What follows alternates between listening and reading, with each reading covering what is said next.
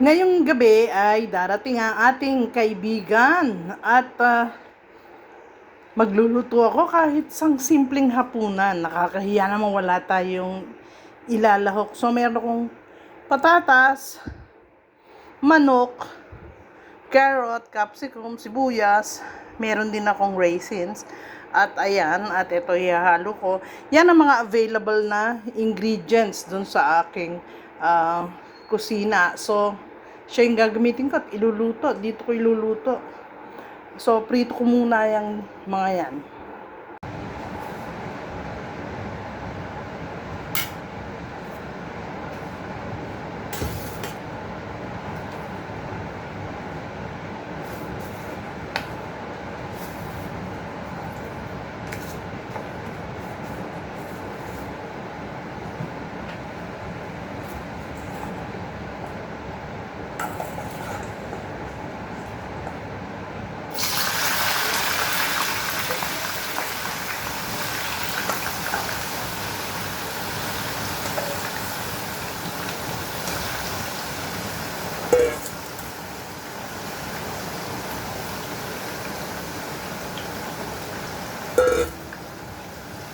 Prito ko muna yung patatas.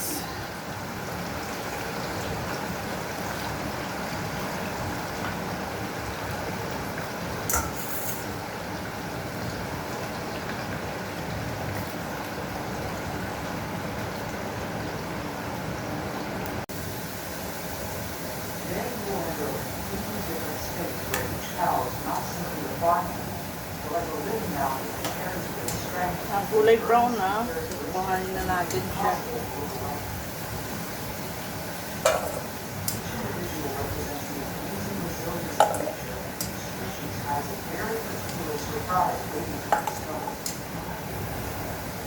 Brace yourself because from this moment on you are not just watching an ordinary video, but you are embarking on an exciting journey among the largest cows in the world. This is a place where creatures so powerful come together that they can be anyone we consider Tapos, prito ko yung carrots. rare breeds,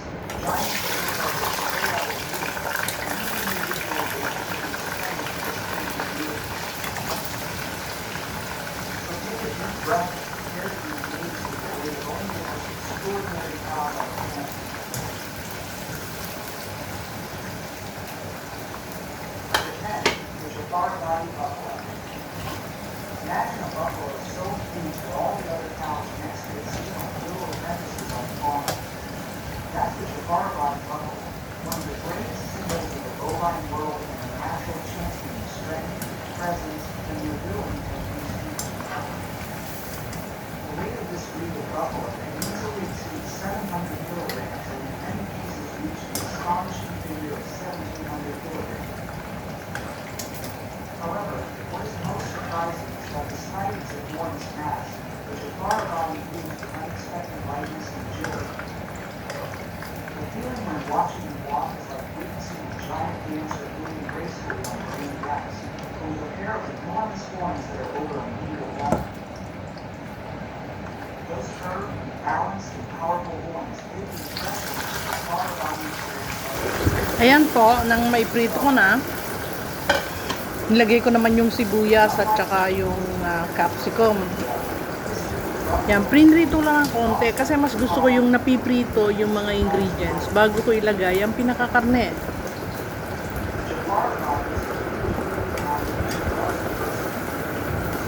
Yan, kinuha ko muna yung mga konting capsicum. Magtitira lang ako ng konti. Para matanggal ko yung makuha natin yung aroma ng niluluto ko. Ito pong niluluto ko ay base lamang sa mga available na ingredients sa bahay. Yung nauna ko na ipinakita kanina.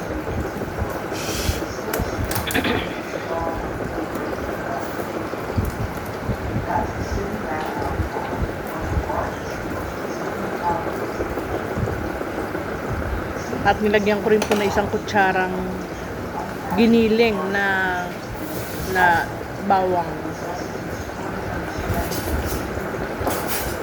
Yan, hahalu-haluin ko na yan. At saka ko po ilalagay yung ating karne. Karne ng manok po ang ginamit ko dito sa niluluto ko.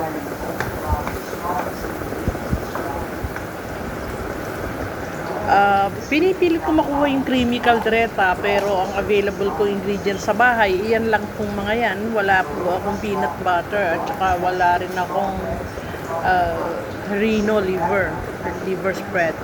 So, diretso na yung manok. So, piprito-prito natin yan. Medyo ipa-fry natin ang manok para hanggang sa mabago yung kanyang kulay para maalis po yung pagkalansa ng manok.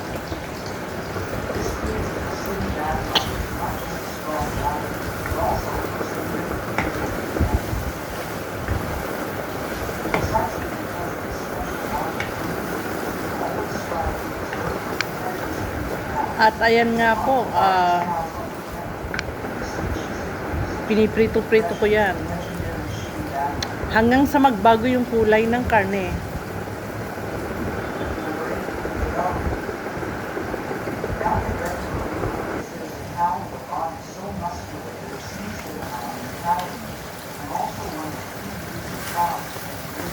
Nilagyan ko rin po ng paminta habang nihahalo para okay na yung lasa.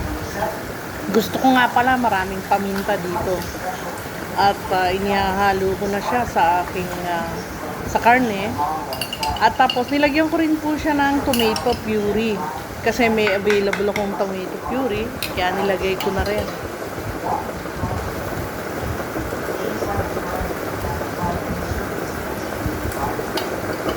Hindi ko nga po siya nilagyan ng kamatis kanina, kaya po tomato puree, meron naman akong puree sa ref, kaya yan ang inilagay ko.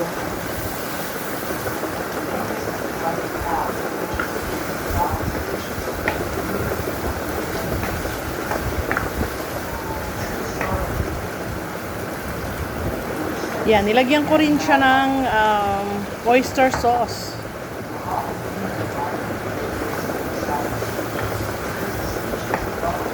Hindi po ako naglagay ng asin, ha.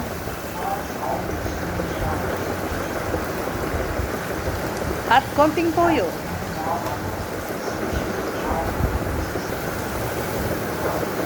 At hinalu-halo ko, kaya maganda na yung kulay ng ating niluluto na kalderetang gawang bahay. O yan ang version ko ng kaldereta ko. Kapag kulang-kulang ang mga ingredients, pero masarap na po ang lasa. Takpan natin para lumambot-lambot ang ating niluluto. Yan, after lumambot na, nakuluan na siya. Yan, meron din nga din po pala akong isang pakete ng Mamacita na kaldereta. At iyon po yung ihahalo ko sa bandang huli. Alam niyo naman, medyo maalat din yon. So, hindi ko talaga siya kailangan lagyan ng asin. Lagyan ko nga pala ito ng pasas. Ayan, nilagyan ko po ng raisins. Pwede namang huwag nyo lagyan. Meron ako sa bahay, kaya nilagyan ko. Tapos, inihalo ko na yung mga pinirito ko kanina na patatas, carrots, tsaka capsicum, tsaka yung sibuyas. Ayan, nihalo ko na sa kanya. Para magpapalambot sila ng sabay-sabay. Saglit na lang to kasi puro half cook na silang lahat.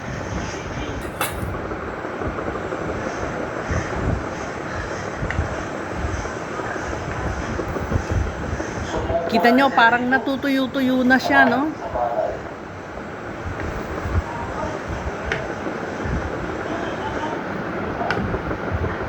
So, bali yung pinakasabaw ho nito, nilagyan ko ng isang basong tubig lang. Kaya, bali yung pinakasabaw niya ay talagang yung pinaka-juice ng mga lahok ng ating niluluto. Tapos, ibubuhos ko na rin po maya-maya yung Mamacita caldereta mix. Parang gusto ko nga ho siyang lagyan ng pineapple. Wala akong pineapple. Pero okay na yan kasi meron naman akong pasas. Gusto ko kasi yung parang medyo manamis-namis.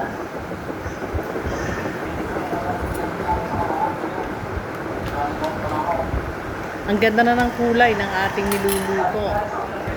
Nilagay ko na yung natitira kong isang kutsarang keso. Nandun lang naman siya sa ref, ilagay na siya. Kaya sinabi kong creamy caldereta, nilagyan ko siya ng keso. Tapos meron din akong kalahating pakete ng heavy cream. Isama na rin natin dyan. Dagdag lasa. Malambot na yung karne natin dyan, tsaka yung patatas at carrots. Kaya inilalaho ko na lang yung mga na-available kong ingredients.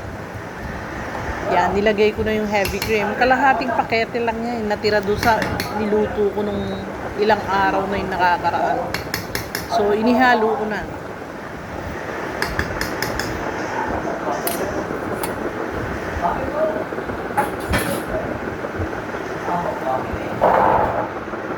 Sayang, kung meron akong mani, eh di sana na-grind ko at naihalo sa kaldereta. Tsak na mas masarap pa yun.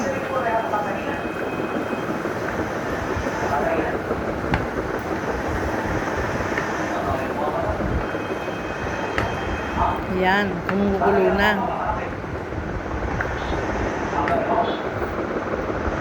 Ang sarap po ng lasa. I-try nyo. 1 kilo lang po ito na manok at mga ilang piraso ng patatas, 2 pirasong carrots, 2 pirasong capsicum, isang mga kalahating cups ng raisins. Yun lang nihalo ko. At yun na nga kung ano lang yung available.